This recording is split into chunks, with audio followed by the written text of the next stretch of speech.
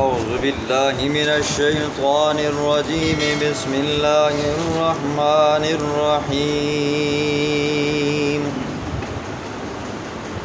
قل للذين كفروا إن ينتهوا يغفر لهم ما قد سلف وإن يعودوا فقد مضت سنة الأولين وقاتلوهم حتى لا تكون فتنة ويكون الدين كله لله فإن انتهوا فإن الله بما يعملون بصير وإن تولوا فاعلموا أن الله مولاكم نعم المولى ونعم النصير. صدق اللہ العظیم. کل کے درس میں آپ نے مشرکین مکہ کے 2 گناہوں کا ذکر سنا تھا، پھر اس کے بعد ان کی عبادت کا ذکر سنا تھا. آج کفار کو اللہ رب العزت اپنے پیغمبر کی زبان سے دعوت ایمان دے رہے ہیں اور ساتھ میں فلسفہ جہاد کو بیان فرما رہے ہیں. قل کہہ دینا میرا پاک پیغمبر، للذین واسطے ان لوگوں کو کفروا جنہوں نے کفر کیا، تو ان ینتہوا اگر وہ باز آ گئے، رک گئے، یغفر لہم تو بخش دیا جائے گا ان کے لیے ما قد سلف جو وہ پہلے کر گزریں.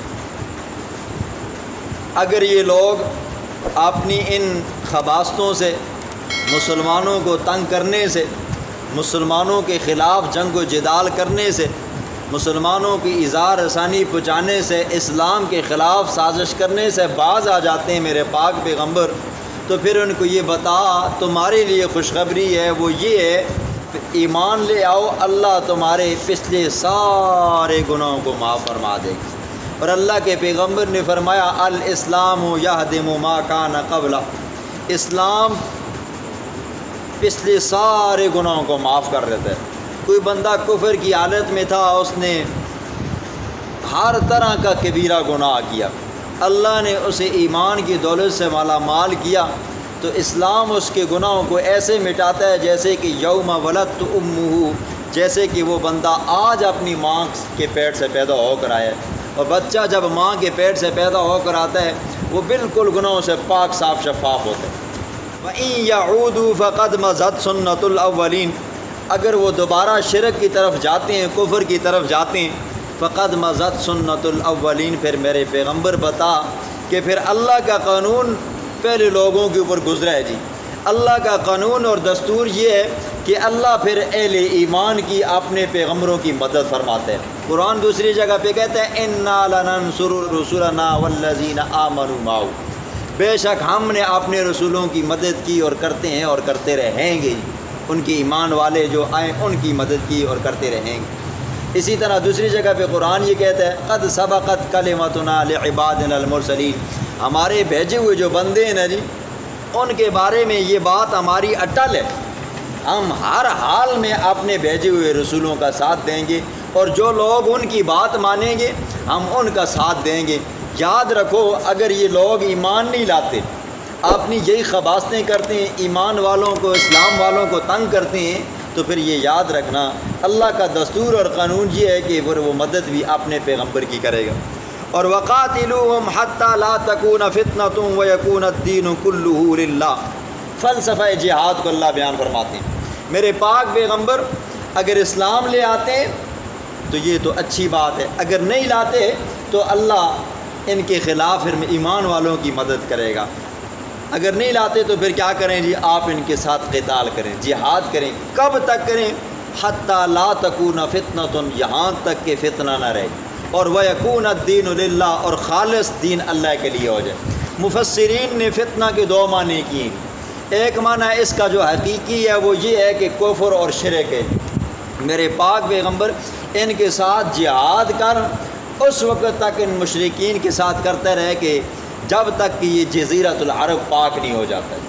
اور عرب کے جو کفار ہیں ان کے لیے دو ہی صورتیں بنتی ہیں جی، یا اسلام لے آؤ ورنہ نہیں تو جنگ کے لیے تیار ہو جاؤ۔ اور عجب کے جو کافر ہیں ان کے لیے تین صورتیں بنتی ہیں، یا اسلام لے آؤ یا استلام کرو جی، یعنی کہ جزیہ ٹیکس دے کر رہو جی۔ اگر یہ بھی نہیں ہے تو تیسری صورت یہ ہے کہ پھر تم بھی جہاد اور قتال کے لیے تیار ہو جاؤ ورنہ تم بچ نہیں سکتے۔ تو فلسفہ جہاد یہ ہے کہ کوئی بندہ جہاد کرتا ہے، کوئی مجاہد جہاد کرتا ہے، اللہ کے راستے میں لڑتا ہے، تو اس کی نیت یہ ہوتی ہے کہ اللہ کا دین، اللہ کا کلمہ یہ کیا ہو جائے جی، بلند ہو جائے، یہی غالب آ جائے، اللہ کا دین دنیا کے اوپر غالب آ جائے۔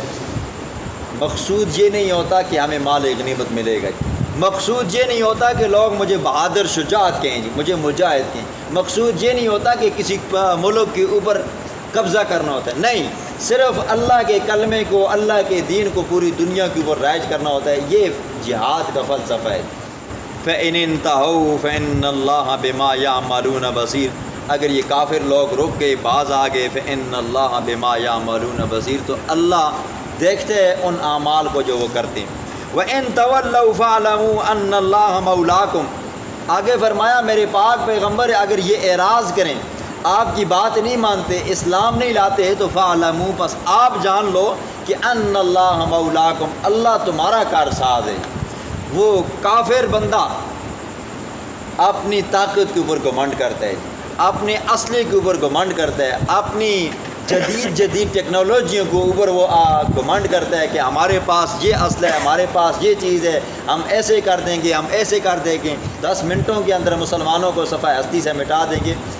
اللہ اپنے پیغمبر کو تسلی دیتا ہے، میرے پاک پیغمبر آپ پریشان مت ہو، اگر ان کے پاس یہ چھوٹے موٹے دنیا والے اسلحے، جدید اسلحے ہیں، تو اس سے بھی بڑی طاقت، سپر پاور کی طاقت آپ کے ساتھ ہے۔ فرمایا ان اللہ مولاکم، اللہ تمہارا کارساز ہے، اور نعم المولا، وہ بڑا بہترین کارساز ہے، بہترین حمایتی ہے، اور ونعم النصیر، اور بہترین مدد کرنے والا ہے۔ کہ کتنی بہترین مدد کرنے والا ہے آپ نے سنا ہے، ایک بندہ ہے 4 ہزار بندوں کے اوپر حاوی ہے، 313 312 ہیں جی، 1000 کے اوپر غالب ہیں جی، 3000 ہیں تو 3 لاکھ کے اوپر غالب ہیں۔ اللہ پھر ایسے مدد کرتا ہے اور طاقت دیتا ہے، فرشتوں کے ذریعے مدد کرتا ہے۔ بسم اللہ الرحمن الرحیم۔ قل للذین کفروا، قل کہہ دینا میرا پاک پیغمبر واسطے ان لوگوں کے ہیں کفروا جنہوں نے کفر کیا، ان ینتہوا، اگر وہ باز آ گئے کفر اور شرک سے، یغفر لہم، بخش دیا جائے گا ان کے لیے ان کے گناہوں کو، ما قد سلف، جو گناہ انہوں نے کیے ہیں اسلام سے پہلے۔ وَإِن يَعُودُوا، اگر وہ دوبارہ لوٹ آتے ہیں کفر و شرک کی طرف، فقد مضت سنت الاولین، تحقیق اللہ کا دستور پہلے لوگوں کے اوپر جاری ہو چکا ہے، قوم ہود، قوم لوط، قوم ثمود۔ وَقَاتِلُوهُمْ، جہاد کریں آپ ان کے ساتھ، حتیٰ یہاں تک کہ لا تکون فتنۃ، نہ باقی رہے کوئی فتنہ، وَيَكُونَ الدِّينُ، اور ہو جائے سارا کا سارا دین، اور ہو جائے عبادت ساری کی ساری، کلہ للہ، اللہ کے لیے۔